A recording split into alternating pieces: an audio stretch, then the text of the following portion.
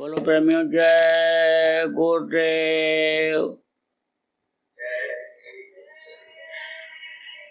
अपने स्थान से सभी लोग बोलिए जय गुरुदेव।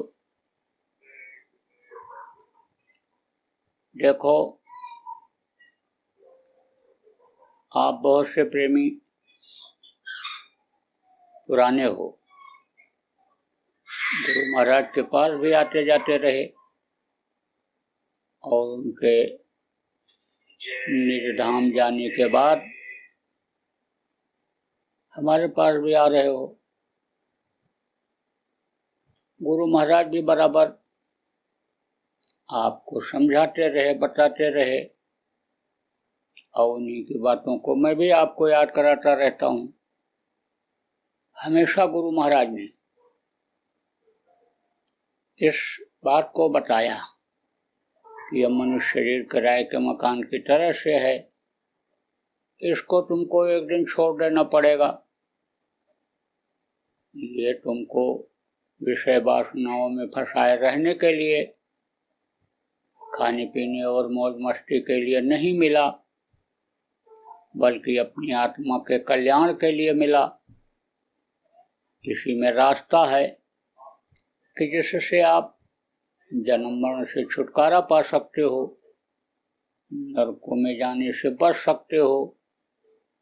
और आप बहुत से लोगों को उन्होंने, जिसको मुक्ति मोक्ष कहते हैं, ये आत्मा को घर पहुंचाना कहते हैं, वो रास्ता भी बताया। और आप बहुत से लोगों को गुरु महाराज के साधना में बैठने का मौका भी मिला। जब वो साधना कराते थे तो आपको उसमें भी बैठने का अवसर मिला।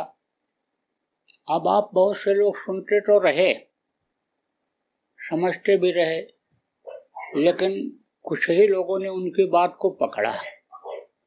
अब जिन लोगों ने बात को पकड़ा, उनके समझ में तो आ गया कि वो कौन है, मैं कौन हूँ, परमात्मा कौन है, इसका ज्ञान हुआ।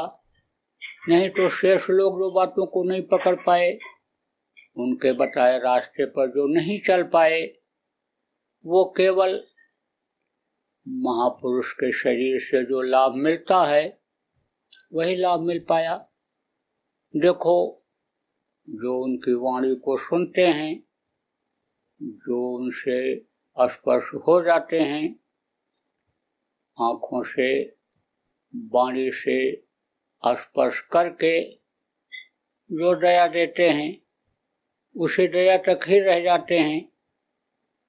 धन पुत्र परिवार में बढ़ोतरी हो जाती है, मान प्रतिष्ठा बढ़ जाता है, ये सब तो हो जाता है, लेकिन जीवात्मा का कल्याण नहीं होता है। पावर तो होती है संतों में, जीवों को पार कर देने की, जीवों को निकाल देने की, लेकिन फिर यह काल के नियम का उल्लंघन हो जाएगा, क्योंकि काल ये नहीं चाहते हैं कि ये चमत्कार दिखावें या यह अपने पावर का इस्तेमाल हमारे इस मृत्यु लोक में जीवों के लिए करें। इसलिए क्या करते हैं संत? कर्म करवाते हैं, मेहनत करवाते हैं। और जब जीव मेहनत करता है और उसके कर्म करते हैं, तब वो दया का पात्र बनता है। अब कर्म क्या है? मनसा कर्म होता है, वाचा कर्म होता है और कर्मणा कर्म होता है। तो कर्मणा शरीर से किया जाता है। मनसा क्या होता है? मन से आदमी सोचता है, करने के लिए दृढ़ता लाता है, और मुंह से फिर जहाँ जरूरत पड़ती है बोलता है, और फिर ये शरीर करता है। अब मन अगर पापी हो गया, मन को अगर आपने मोटा कर दिया, इंद्रियों के घाट पर बैठा करके, नभ्या जिभ्या का स्वाद लेकर के अगर मन मोटा कर दिया, तो मन साथ नहीं देता है कर्मों के काटने में। और कर्म जब नहीं करते हैं तो आवरण लगा रहता है, पर्दा लगा रहता है जीवात्मा के ऊपर, और जीवात्मा आगे बढ़ नहीं पाती। बढ़ना तो दूर रहा, अपने घर को ही भूल जाती है जहाँ से वे भेजी गई, उतारी गई। अपने प्रियतम पति जिसको कहते हैं उस मालिक को ही भूल जाती है। कहाँ फंस जाती है? मन के चक्कर में, और शरीर को जीवात्मा ही चलाती है। अब उसी शक्ति के साथ मन की भी शक्ति लग जाती है, और मन यानी उसी तरफ नीचे की तरफ मुखातिब कर लेता है इसको, तो ऊपर से संबंध उतना ही रह जाता है उस परमात्मा से कि जिससे इस शरीर में ये जिंदा रहे, शरीर जिससे चलाती रहे, उतनी ही ताकत मिल पाती है। तो आपको इस बात को समझने की जरूरत है कि आप सब लोग जब ध्यान भजन करने लगोगे तो शरीर को जब बैठाओगे, कान में उंगली लगाओगे, आंखों को जब बंद करोगे, तो कहते हैं ना कि दौड़ दौड़ करके चोरी करता रहा, दौड़ दौड़ करके अपराध करता रहा, अब जेल में बंद कर दिया गया, अब कहाँ दौड़ लगाएगा। ऐसे ही आंखों से जो चक्कर चक्कर इधर उधर देखते हो और मन दिखवाता है, गलत नजर डालते हो, गलत काम के लिए इशारा करते हो, तो आंखों को ही संत बंद कराते हैं कि आंख बंद करके ध्यान लगाओ, तो आंखों का प्रायश्चित हो जाता है और आंखों की आदत बन जाती है कि भाई यानी समझो कि इधर उधर नहीं दौड़ाना है, इसको नहीं देखना है, और इधर उधर अगर दौड़ाएंगे तो यानी समझ लो कि यानी मन स्थिर नहीं होगा। और आप ये समझो कि अगर आंख बंद किया और ये उधर की तरफ जीवात्मा चली गई, मन चला गया, जो मन अभी तक इस शरीर को दौड़ाता था कि चलो वहाँ दृश्य देखो, सीनरी देखो, सुंदरता को देखो, यानी चलो उधर ले जाता था, वो शरीर रुक जाएगा। शरीर जब नहीं जाएगा तो आंखें देखेंगे कैसे एक जगह से हट करके, तो रुकेंगे ही। कान मुंह बंद कर नाम निरंजन ले, अंतर का पट तब खुले जब बाहर का पट दे। तो जब मुंह बंद कर लोगे तो मन कहेगा खाओ खाओ खाओ, कहाँ से खाओगे? कोई सामने ला करके रख भी देगा, मुंह के सामने लगा भी देगा, लेकिन जब ये नियम बना दिया गया कि भाई आंख मुंह बंद कर लो, ध्यान लगाओ और कान में उंगली लगाओ, भजन करो, जब कान बंद कर लोगे तो वही गाना जब आप उठ करके दूसरी जगह सुनने के लिए जाते थे, 2-4 किलोमीटर चले जाते थे गाना सुनने के लिए, मुशायरा सुनने के लिए, कब सम्मेलन सुनने के लिए, रासलीला रामलीला देखने सुनने के लिए चले जाते थे। तो जब शरीर जाएगा ही नहीं है तो यानी समझ लो कि शरीर जब रुक जाएगा तब फिर सुन नहीं पाओगे। किसी को कुछ बोलना है, मन कह रहा बोलो, गाली दे दो, मार दो, सताओ, कैसे बोलोगे? क्या करोगे? क्या खाओगे? तो जब इस तरह से इनकी सबकी आदत बन जाती है, नब्या जिब्या और ये सब जब शरीर के रुकने पर यानी रुक जाता है, कंट्रोल रहता है फिर उस पर, तब फिर मन इधर जाने के बजाय और फिर उधर सूरत का साथ दे देता है। जब गुरु के आदेश का पालन करते हैं, भाई आंख खोल करके भी तो कह सकते थे कि सुमिरन करो, आप फिर समझो कान खोल करके भी भजन करो, लेकिन क्यों कहा बंद कर लो? इसीलिए ध्यान बढ़ जाएगा, उधर चला जाएगा। आप समझ लो कहते खाते रहो और माला जपते रहो, तो आप समझो खाने खाने में ही मन लगा रहेगा। और अभी तो आपने संकल्प बनाया कि 1 घंटा हमको भजन में बैठना है, भजन करके ध्यान करके सुमिरन करके फिर खाना है, उस समय मन स्थिर हो जाएगा। जब संकल्प बना लोगे, नियम बना लोगे, तब यह मन स्थिर हो जाएगा। और जब मन स्थिर हो जाएगा तब आपका सूरत आपके सूरत का साथ देगा। तो सूरत तो चाहती है, जब सत्संग मिलता है तब समझो कि सूरत को अपने घर का याद आता है। आपको नहीं पता रहता है कि सूरत सुन रही है कि हम सुन रहे हैं, सुनती सूरत है, सब कुछ तो सूरत जीवात्मा ही करती है। आप अपने अंगूठे में रस्सी बांध दो और अंगूठे में आपके सुई चुभ जाए, कांटा चुभ जाए तो पता नहीं चलेगा। नसें जो वहां से जुड़ी हुई हैं, 72,000 नसें, यानी उन नसों के द्वारा वो जो खून है, उस खून के द्वारा, नस के द्वारा, यानी समझ लो कि वहां तक वो दर्द पहुंच जाता है। कहते हैं सांप ने काट लिया, बिच्छू ने काट लिया, डंक मार दिया, तो तुरंत बांध करके और जहाँ काटा है उसको काट करके जहर को निकाल देना चाहिए। ऊपर न जहर जाने पावे, अगर ऊपर दिमाग पर जहर पहुंच गया तो समझ लो बच पाना बड़ा मुश्किल होता है। क्या करता है सांप का जहर, जो दिमाग की नसें हैं उनको वो रोक देता है, यानी जहर का असर हो जाता है तो वो रुक जाती है, तो तकलीफ उसमें कुछ नहीं होती है। सांप काटने वाला यानी समझो कि जबरदस्ती सोने की इच्छा रखता है, इसीलिए लोग कहते हैं इनको सोने मत देना। तो उसमें क्या होता है कि ऐसे बस नींद बराबर ऐसे आई और नींद में ही ऐसे खत्म हो जाता है कि नींद जबरदस्ती आती है। सांप के काटने वाले मरने वाले ने बताया कि अब हमको लग रहा है बचेंगे नहीं, क्योंकि मेरे बहुत कोशिश के बावजूद मेरी आंखें बंद होती जा रही हैं। तो ये जो शरीर को चलाने की शक्ति है, चैतन्यता है, वो उससे खत्म हो जाती है। तो आप समझो आपने काट लिया और आपने बांध दिया ऐसे, और बांधोगे तो जहर ऊपर नहीं जाएगा, और काट करके और ऐसा दबा करके जहर को निकाल दिया, बिच्छू के जहर को निकाल दिया तो असर नहीं करेगा।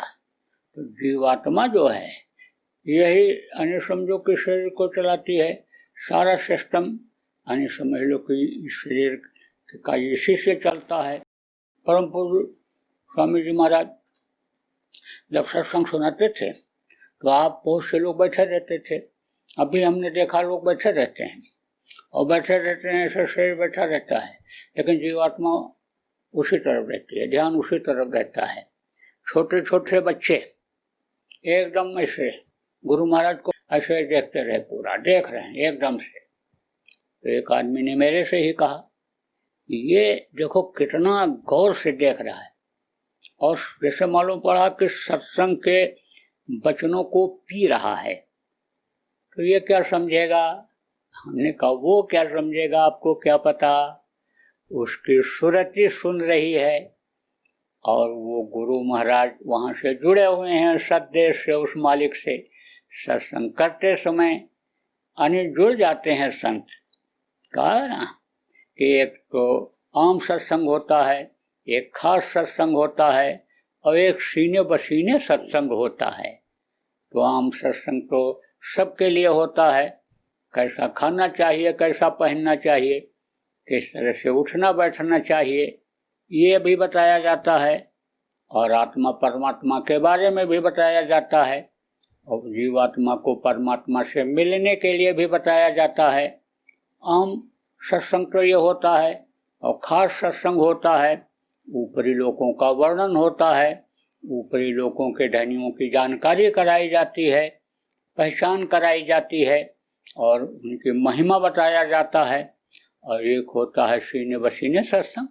सीने बसीने का मतलब क्या होता है कि बराबर उस मालिक की धार संतों के अंदर आती रहती है, बराबर उससे जुड़े हुए होते हैं। तो जब उससे जुड़ जाते हैं, संत सत्संग करते हैं, तो जीवात्मा तो उन्हीं की अंश है। तो जब आप देखो कि एक ही यानी समझो कि यानी बिरादरी के जब मिल जाते हैं, एक ही समझो देश के मिल जाते हैं, एक ही एरिया के लोग मिल जाते हैं, एक ही भाषा भाषी मिल जाते हैं, तो आप ये समझो एक दूसरे की बोली समझ लेते हैं।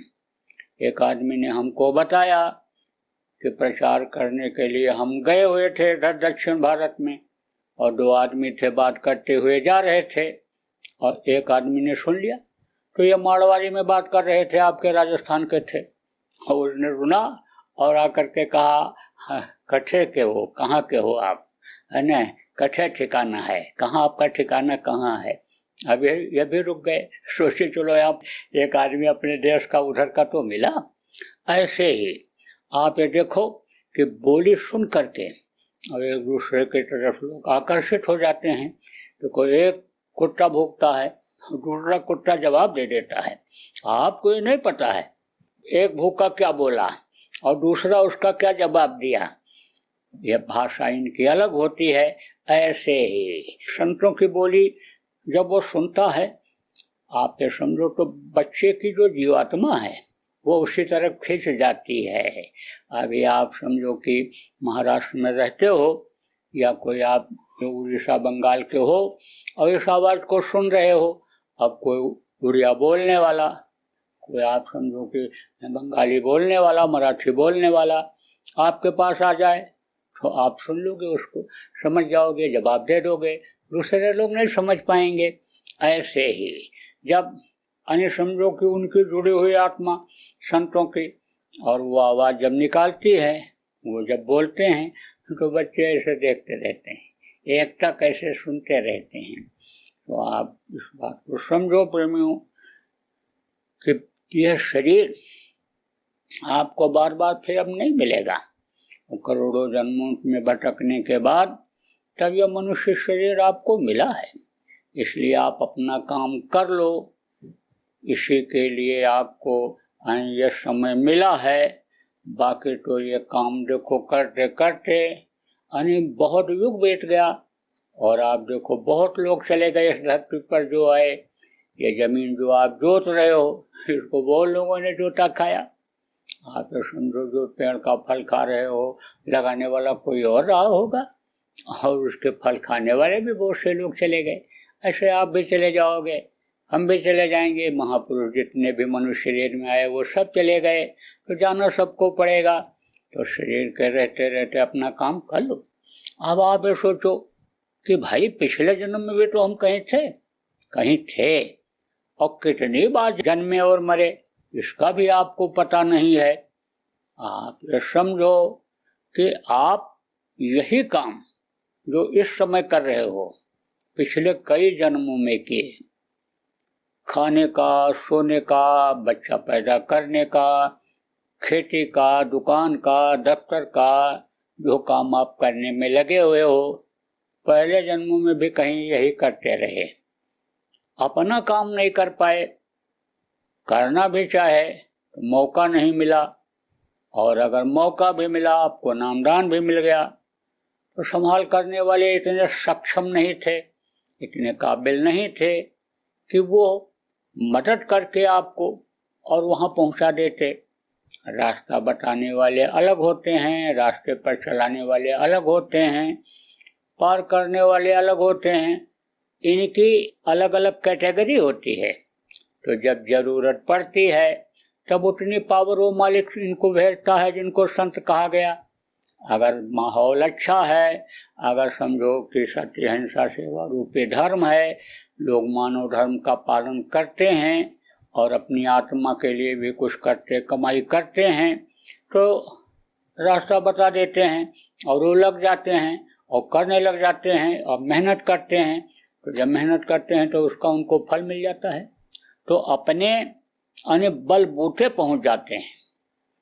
अब आप ये समझो जब अत्याचार, पापाचार, दुराचार ज्यादा बढ़ता है, व्यवस्था खराब होती है, तो ज्यादा पावर लेकर के आते हैं। तो वो रास्ता भी बताते हैं, अपने सामने कराते हैं, मेहनत कराते हैं और मदद भी करते हैं। और जब बहुत ज्यादा व्यवस्था खराब हो जाती है तब ज्यादा दया करनी पड़ती है, नहीं तो लोग नर्क चले जाएं। इसलिए इस समय पर जो गुरु महाराज के द्वारा रास्ता मिला या गुरु महाराज के जाने के बाद आपको जो रास्ता ये मिला भजन करने का, ये सुमिरन करने का, ध्यान लगाने का, इस रास्ते पर आप चलो।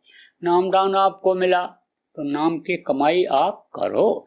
आप अपनी इस जीवात्मा पर दया करो। दया धर्म है, बहुत बड़ा धर्म माना गया। आप तो कहते हो हम दान कर देंगे, पुण्य कर लेंगे, तीर्थ कर जाएंगे, व्रत रह लेंगे, भूखे को खिला देंगे, प्यासे को पानी पिलाएंगे, धर्म कर देंगे। लेकिन असला धर्म कौन है? इस जीवात्मा को इन सारे झंझटों से छुटकारा दिला दो।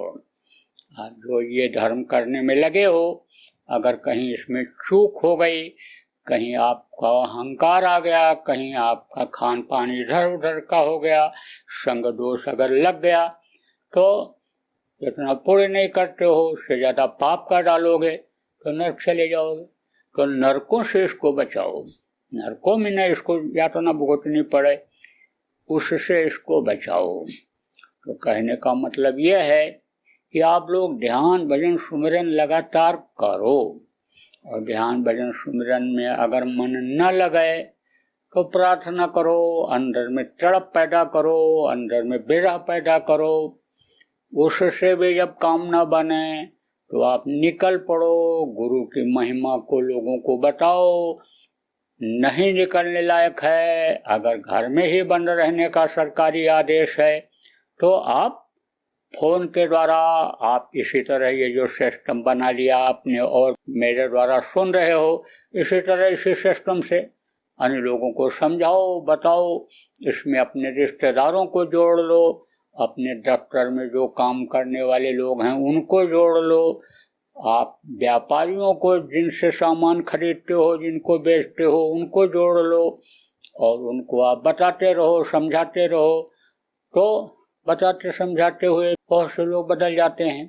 आपको भी किसी ने बताया होगा गुरु महाराज के बारे में, गुरु महाराज के इस मिशन के बारे में बताया होगा, समझाया होगा, तभी तो आप जुड़ पाए। इसी तरह से गुरु महाराज के इस मिशन को आगे आप बढ़ाने के लिए उसमें करो सेवा। जिसके लायक जो है उस तरह की सेवा आप करते रहो। जैसे 1 घंटा भजन ध्यान में आपने समय लगाया रोज सुबह शाम, ऐसे थोड़ी देर लोगों के जान बचाने में भी आप समय लगाओ, आप समझाओ, बताओ, लोगों को जोड़ो। तो प्रेमियों देखो, ये सिस्टम अच्छा है, इसी को आप लोग बढ़ा लो और इसमें ज़्यादा से ज़्यादा लोगों को जोड़ दो, और जो लोग इसको चलाना नहीं जानते हैं उनको आप सिखा दो, और बराबर उनसे आप बातचीत करते रहो, जोड़ते रहो। थोड़ी देर का यही नियम बना लो कि हम जोड़ते हैं, इनको नहीं जोड़ पाते हैं तो कहाँ दिक्कत कर रहे हैं, क्यों नहीं समझ पा रहे हैं, ये सब उनको आप बताओ।